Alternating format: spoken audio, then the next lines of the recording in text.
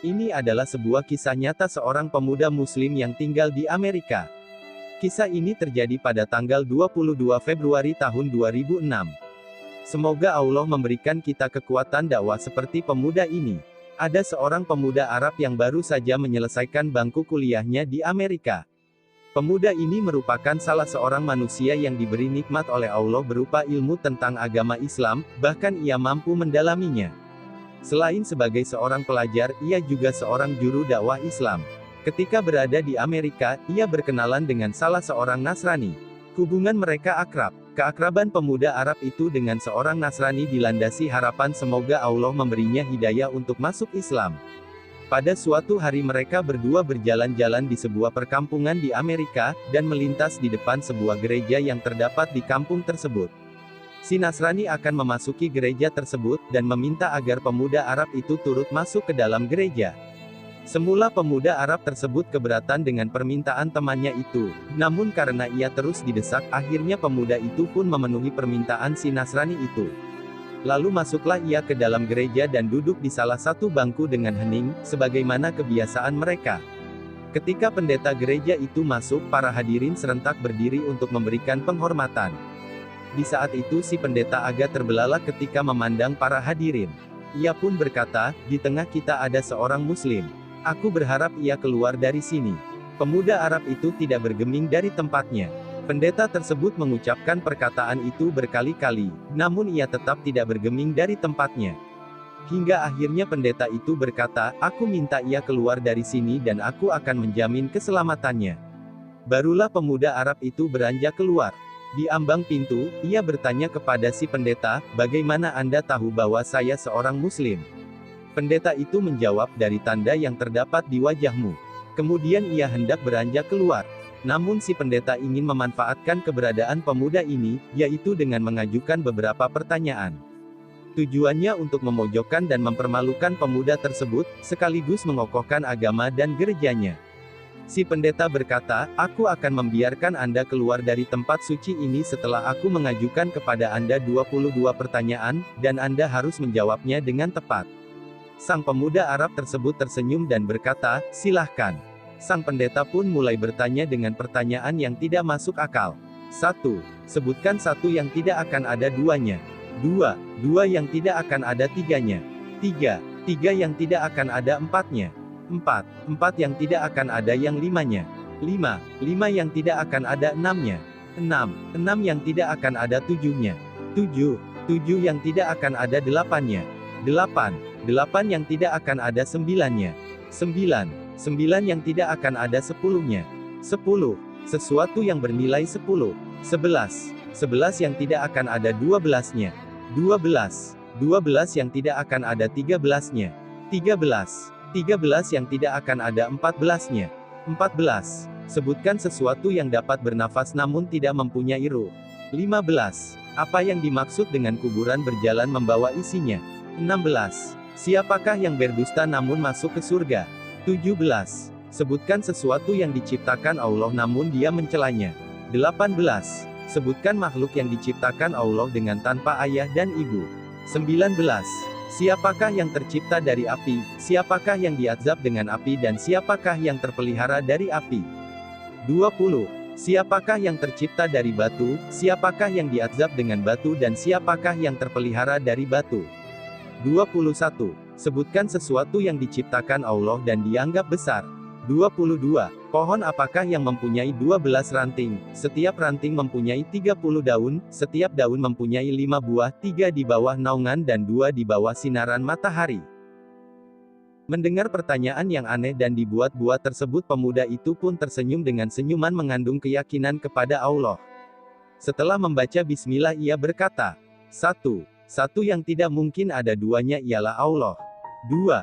Dua yang tidak mungkin ada tiganya ialah malam dan siang.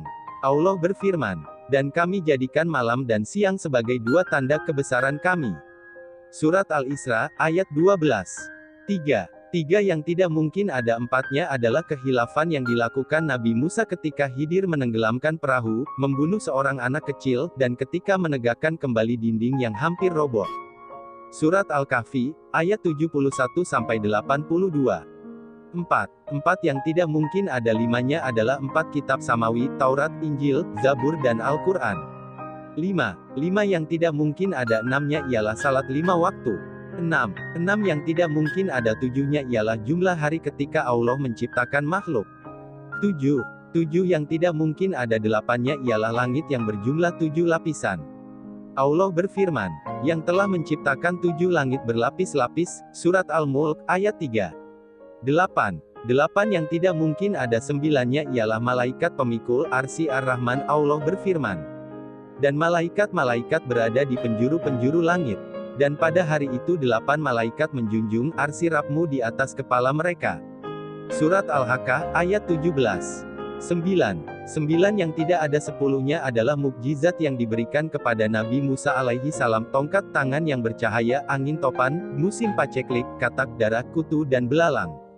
10 sesuatu yang tidak lebih dari 10 adalah kebaikan. Allah subhanahu wa ta'ala berfirman, barang siapa yang berbuat kebaikan, maka untuknya 10 kali lipat. Al-An'am, 160. 11 yang tiada 12-nya adalah saudara-saudara Yusuf. 12 yang tiada 13-nya adalah mukjizat Nabi Musa yang terdapat dalam firman Allah, dan ingatlah ketika Musa memohon air untuk kaumnya, lalu kami berfirman, pukullah batu itu dengan tongkatmu. Lalu memancarlah daripadanya 12 mata air. Al-Baqarah, 60. 13 yang tiada 14-nya adalah jumlah saudara Yusuf ditambah ayah dan ibunya. 14 Adapun yang bernafas namun tidak mempunyai ruh adalah waktu subuh. Allah subhanahu wa ta'ala berfirman, dan waktu subuh apabila fajarnya mulai menyingsing. At-Ta'wir, 18. 15 Kuburan yang membawa isinya adalah ikan yang menelan Nabi Yunus alaihi salam. 16 Mereka yang berdusta namun masuk ke dalam surga adalah saudara-saudara Yusuf, yakni ketika mereka berkata kepada ayahnya, wahai ayah kami, sesungguhnya kami pergi berlomba-lomba dan kami tinggalkan Yusuf di dekat barang-barang kami, lalu dia dimakan serigala.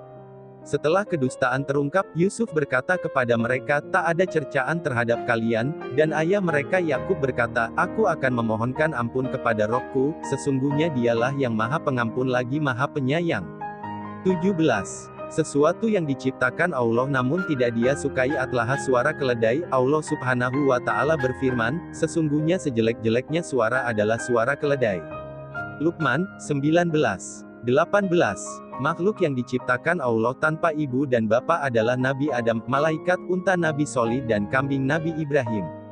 19 Makhluk yang diciptakan dari api adalah iblis, yang diazab dengan api adalah Abu Jahal dan yang terpelihara dari api adalah Nabi Ibrahim. Allah subhanahu wa ta'ala berfirman, wahai api dinginlah dan selamatkan Ibrahim. Al-Anbiya.